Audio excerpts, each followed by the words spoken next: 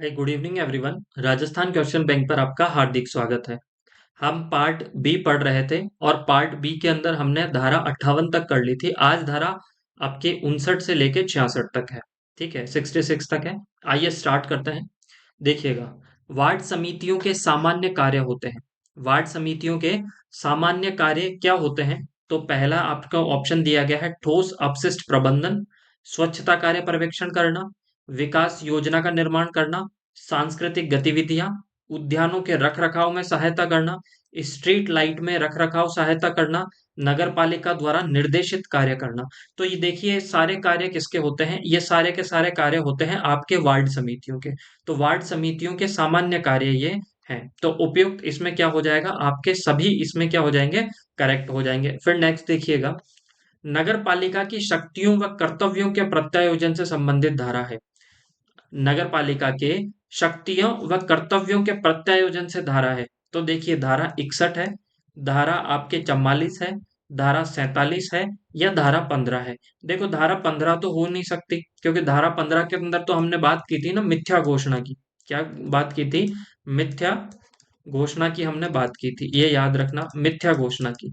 जिसके अंदर हमने कहा था कि इसका याद रखना है 1, 2, 5, 1 साल की सजा और 2,000 रुपए से 5,000 रुपए तक का जुर्माना। ये तो होगा नहीं। धारा 47, तो धारा 47 किससे रिलेटेड है? धारा 47 के अंदर आपके अध्यक्ष और उपाध्यक्ष के कृत्य बताए गए हैं। अध्यक्ष व उपाध्यक्ष के कृत्य किसमें बताए गए हैं? आपके धारा 47 के अंदर। ठीक है, ये चीज याद रह जाएगी। तो ये भी आपका ऑप्शन नहीं होगा। फिर धारा 44 आप याद कीजिए। धारा 44 के अंदर क्या बताया गया था? अध्यक्ष और उपाध्यक्ष का निर्वाचन रीति। अध्यक्ष व उपाध्यक्ष के किसकी निर्वाचन की रीति। ठीक है, ये चीज आपको याद रह जाएगी। इसके निर्वाचन की रीति की बात की गई थी किसमें? धारा 44 के अंदर। तो ये ऑप्शन भी आपका नहीं होगा। एक ही ऑप्शन बचा है आपके, क्या? आपके ऑप्शन नंबर आपका 61। तो नगर पालिका की शक्तियां व कर्तव्यों का प्रत्यायोजन। प्रत्यायोजन का मतलब होता है किसी को सौंपना, किसी दूसरे को देना। तो नगर पालिका अपनी शक्तियां व अपने कर्तव्य किसी समिति को भी सौंप सकती है। ये धारा 61 के अंदर आपके बताया गया था। तो ऑप्शन नंबर ए आपका यहाँ पे करेक्ट हो जाएगा। नेक्स्ट देखिएगा आप, नगर पालिका की शक्तियां व कर्तव्यों के प्रत्यायोजन के संदर्भ में निम्नलिखित कथनों पर विचार कीजिए। एक चीज जरूर याद रखिएगा, जब भी स्टेटमेंट वाले क्वेश्चंस आते हैं ना, ये क्वेश्चन पढ़ने से पहले आप ये देख लीजिएगा उसमें पूछा क्या है। तो इसमें आपसे सत्य कथन पूछा है। क्या पूछा है? सत्य कथन। तो देखिएगा, पढ़ना स्टार्ट कीजिएगा। नगर पालिका किसी भी समिति को प्रत्यायोजित कर सकती है। क्या कर सकती है?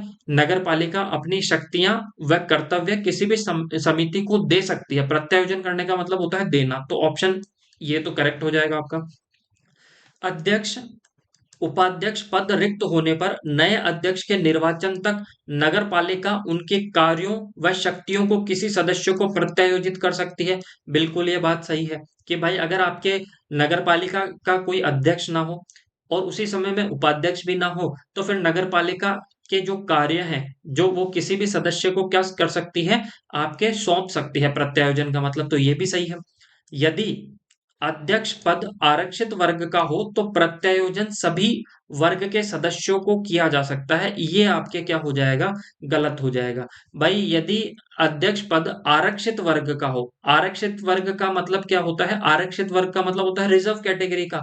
जैसे रिजर्व कैटेगरी, भाई अगर कोई कैंडिडेट अगर अध्यक्ष है वो एससी कैटेगरी से है, या फिर वो एसटी कैटेगरी से है, या ओबीसी से है, या फिर वो महिला है, तो फिर अगर जो आपका दोबारा, ठीक है, अध्यक्ष आपका किससे था? एसटी से था। तो जो सदस्यों में से वापस आपके अध्यक्ष बनाया जाएगा वो भी किस कैटेगरी से होना चाहिए? एसटी कैटेगरी से होना चाहिए। तो इसलिए ऑप्शन नंबर 3 तो आपके यहाँ पे क्या हो गया? गलत। तो कौन सा सही हो जाएगा? केवल और केवल आपका 1 और 2 आपके यहाँ पे क्या हो जाएंगे? सही हो जाएगा। ये चीज मेरे हिसाब से आपको समझ में आई होगी। ठीक है, अगर सपोज अगर आपका अध्यक्ष एसटी कैटेगरी से है और आपका अध्यक्ष उस समय नहीं हो, उपाध्यक्ष भी नहीं हो, तो किसी सदस्य में से क्या करना पड़ेगा? आपके आपके अध्यक्ष बनाना पड़ेगा। पर वो सदस्य भी किस कैटेगरी से होना चाहिए? उसी कैटेगरी से होना चाहिए, एसटी कैटेगरी से होना चाहिए। अगर सपोज सदस्य भी एसटी कैटेगरी से नहीं है, तो फिर क्या किया जाए? तो फिर वो नगर पालिका के विवेक पर क्या करता है? डिपेंड करता है कि नगर पालिका अपने विवेक के अनुसार किसी सदस्य को क्या बना सकती है? अध्यक्ष बना सकती है। ये चीज आप याद रखिएगा। नेक्स्ट देखिएगा, यदि अध्यक्ष पद आरक्षित वर्ग का हो और उसी वर्ग का सदस्य उपलब्ध ना हो, तो प्रत्यायोजन किसे किया जा सकता है या किसे किया जाएगा? राज्य सरकार द्वारा निर्धारित व्यक्ति को, ये गलत है। मुख्य नगर पालिका अधिकारी को, ये भी आपका गलत है। जिला कलेक्टर को, ये भी गलत है। नगर पालिका के स्वयं विवेक से निर्णय ले सकती है, मतलब नगर पालिका अपने हिसाब से निर्णय ले सकती है। ये आपके ऑप्शन नंबर डी यहाँ पे क्या हो जाएगा, करेक्ट हो जाएगा, जिसकी बात हमने इससे पहले क्वेश्चन में की थी। अब नेक्स्ट देखिएगा आप, धारा 62 का संबंध किससे है? धारा 62 का संबंध किससे है? नगर पालिका की शक्तियों से, मुख्य नगर पालिका अधिकारी के कृत्यों से, पद रिक्ति पर कार्यों और कार्यवाहियों के प्रभावित होने से, और नगर पालिका निधि पर प्रभावित व्ययों से। तो ये भी गलत है, क्योंकि नगर पालिका निधि पर प्रभावित व्ययों से ये तो नहीं है। ठीक है, आपका मुख्य नगर पालिका अधिकारी कृत्यों से भी नहीं है, नगर पालिका की शक्तियों से भी नहीं है। इसमें कौन सा सही हो जाएगा? आपके ऑप्शन नंबर सी आपके करेक्ट हो जाएगा। देखो, मैं अपनी भाषा में इसको समझाता हूँ। इसका मतलब ये है कि नगर पालिका में कोई भी काम किया गया हो, ठीक है, माना कि कोई सदस्य है ए, इस ए सदस्य ने कोई काम किया था, ठीक है, इसने कोई भी क्या किया था, कोई भी काम किया था, ठीक है। अगर ये सपोज जो आपका सदस्य ए था अब अयोग्य हो गया है, क्या हो गया है, अयोग्य हो गया है, किसी भी कारण इसे हटा दिया गया है या अयोग्य घोषित हो गया है, तो इसके अयोग्य होने से नगर पालिका में जो किया गया काम है वो क्या नहीं होगा, दूषित नहीं होगा। मतलब सदस्यों के आपके निवर्तित होने से इनके द्वारा किए गए कार्य और कार्यवाहियां क्या नहीं होगी, दूषित नहीं होगी। या फिर किसी एक सदस्य के चले जाने से या दो सदस्य के चले जाने से कोई भी काम स्थगित नहीं होगा, रुकेगा नहीं। ये इसमें आपके धारा 62 के अंदर लिखा गया है। आई होप आपको ये चीज समझ में आई होगी। नेक्स्ट देखिएगा, निम्नलिखित कथनों पर विचार कीजिए। ये जो आपके कथन दिए गए हैं इन पे विचार कीजिए।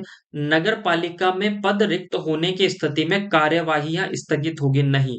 अगर नगर पालिका में कोई सदस्य यहां से हट भी जाता है, पद रिक्त भी हो जाता है, तो उसके हटने से के कारण कोई भी जो कार्य है या कार्यवाहियां हैं वो स्थगित नहीं होगी, स्थगित नहीं होगी, कोई भी कार्य रुकेगा नहीं। यदि कोई सदस्य सदस्य बने रहने से अयोग्य हो जाता है तो उसके द्वारा किए गए कार्य अमान्य होते हैं, ये भी गलत है। मैंने अभी आपको बताया था कि कोई भी सदस्य यदि अयोग्य हो जाए, उसका पद रिक्त हो जाए, अध्यक्ष का पद रिक्त हो जाए, तो उनके द्वारा किए गए काम दूषित नहीं होंगे। दूषित का होने का मतलब अमान्य नहीं होंगे, ये चीज आप याद रखिएगा। तो इसमें तो दोनों ही ऑप्शन आपके क्या हो जाएंगे, गलत हो जाएंगे। तो ऑप्शन नंबर डी आपका यहाँ पे क्या होगा, करेक्ट होगा। ये चीज समझ में आई होगी आपको। नेक्स्ट देखिएगा, धारा 63 का संबंध किससे है? धारा 63 का संबंध किससे है? नगर पालिका निधि से होने वाले व्ययों से, नगर पालिका द्वारा करार किए जाने से, नगर पालिका द्वारा कर उत्ग्रहण से, या उपरोक्त सभी। तो ये तो आपके क्या हो जाएगा, ये आपके गलत है, ये भी आपका गलत है, तब ये दोनों गलत है तो ये भी गलत है, और आपका एक सही है। धारा 63 का संबंध किससे है? नगर पालिका निधि से होने वाले व्ययों से।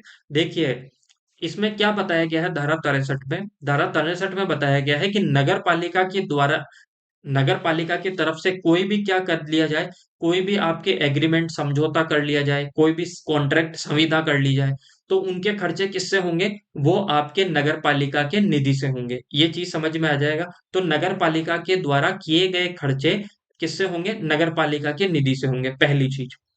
यदि नगर पालिका का कोई भी सदस्य है, अध्यक्ष है, या फिर आपका मुख्य नगर पालिका अधिकारी है, कोई भी संविदा इस तरीके से करता है या कोई भी कॉन्ट्रैक्ट करता है जिसमें उनका खुद का लाभ है, खुद का लाभ है, तो जो किए गए खर्चे होंगे ना, फिर वो नगर पालिका निधि से नहीं होंगे, वो उसके लिए वो व्यक्तिगत रूप से क्या होगा, जिम्मेदार होगा। ये आपके धारा 63 के अंदर लिखा गया था। ये चीज समझ में आई? तो इसके लिए आपके धारा 63 का ऑप्शन नंबर ए आपका यहाँ पे क्या होगा, करेक्ट होगा। नेक्स्ट देखिएगा आप, नगरपालिका निधि के संदर्भ में निम्नलिखित कथनों पर विचार कीजिए। द्वारा किए गए समस्त व्ययों का भार नगरपालिका निधि पर होता है। बिल्कुल ठीक है, नगरपालिका के द्वारा किए गए समस्त खर्चे किससे होंगे? नगरपालिका के निधि पर होंगे। ये चीज याद रह जाएगी आपको। नगरपालिका की किसी संविदा संबंधी व्ययों के लिए अध्यक्ष, उपाध्यक्ष या सदस्य व्यक्तिगत रूप से उत्तरदायी नहीं होंगे।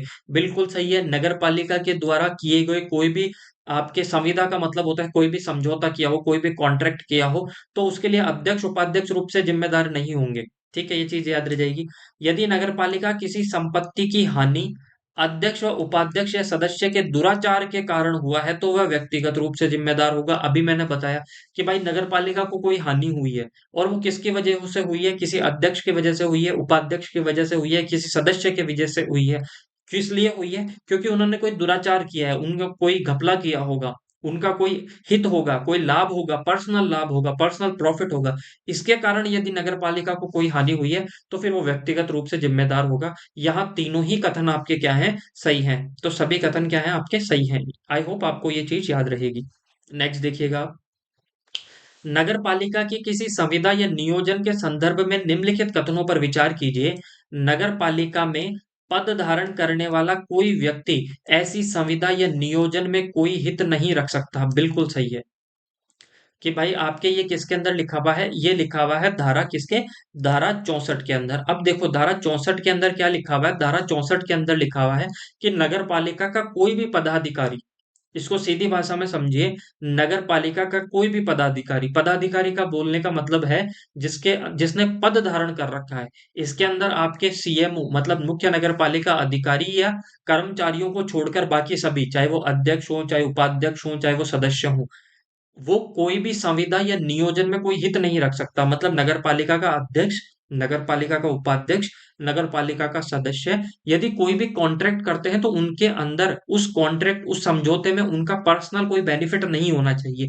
ये धारा आपके 64 के अंदर लिखा हुआ है। चीज समझ में आई? तो ऑप्शन आपका एक तो करेक्ट है। यदि स्वयं या अपने भागीदार द्वारा प्रत्यक्ष या अप्रत्यक्ष रूप से हित रखता है तो उस पर अनुशासनात्मक कार्यवाही की जाएगी।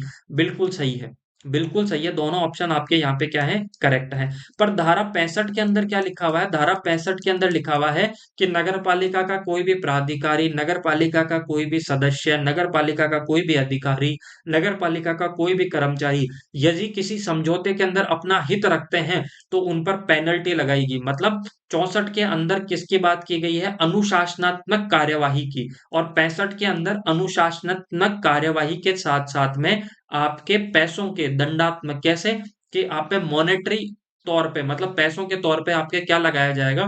दंड लगाया जाएगा। ये 65 के अंदर बात की गई है। ये चीज याद रह जाएगी। नेक्स्ट देखिएगा आप। नगर पालिका के साथ किसी संविदा आदि में हित रखने वाले सदस्य, अधिकारी या कर्मचारी पर शांति आरोपित की जा सकती है। शांति आरोपित के नहीं है, ये शांति नहीं है, पेनल्टी की बात है, शास्ति की बात है। यहाँ पे शांति गलत लिखी गई है, शास्ति। ठीक है, शास्ति होना चाहिए यहाँ पे। ठीक है, यहाँ पे मैं पेनल्टी लिख देता हूँ या फिर मैं आपके लिख देता हूँ जुर्माना। ठीक है, जुर्माना, जिसे शास्ति भी कहा जाता है। शास्ति, ये चीज आप याद रखिएगा। ठीक है, तो 2,000 रुपए तक की शास्ति की बात की गई है। 4,000 रुपए तक की शास्ति नगर पालिका अधिकारी या कर्मचारियों पर समान आर्थिक दंड के साथ में अनुशासनात्मक कार्यवाही की बात, या बी और सी दोनों। तो इसमें से केवल और केवल सी ऑप्शन आपका करेक्ट हो जाएगा। नेक्स्ट देखिएगा। भारतीय दंड संहिता 1860 की धारा 21 के अंतर्गत लोक सेवक माने जाते हैं। कौन माने जाते हैं? नगर पालिका के सभी सदस्य, नगर पालिका अधिकारी या कर्मचारी, नगर पालिका कर उगाही हेतु निर्धारित पट्टेदार और उसके कर्मचारी, या उपयुक्त सभी। तो याद रखिएगा, भारतीय दंड संहिता 1860 की धारा 21 के अंतर्गत लोक सेवक कौन माने जाते हैं? उपयुक्त सभी क्या माने जाते हैं? आपके लोक सेवक माने जाते हैं। आज के क्लास में इतने ही क्वेश्चंस हैं। हमने धारा 1 से लेकर 66 तक हमने क्या कर ली है? कवर कर ली है। कल की जो क्लास होगी वो धारा आपके 67 से लेकर 75 तक होगी। ठीक है, तो अगर आपको क्लास अच्छी लगी है तो ज्यादा से ज्यादा शेयर कीजिए, सब्सक्राइब कीजिए। अगर आपके कुछ कमेंट है तो आप कमेंट करके बता सकते हैं। Thank you so much, bye bye and take care.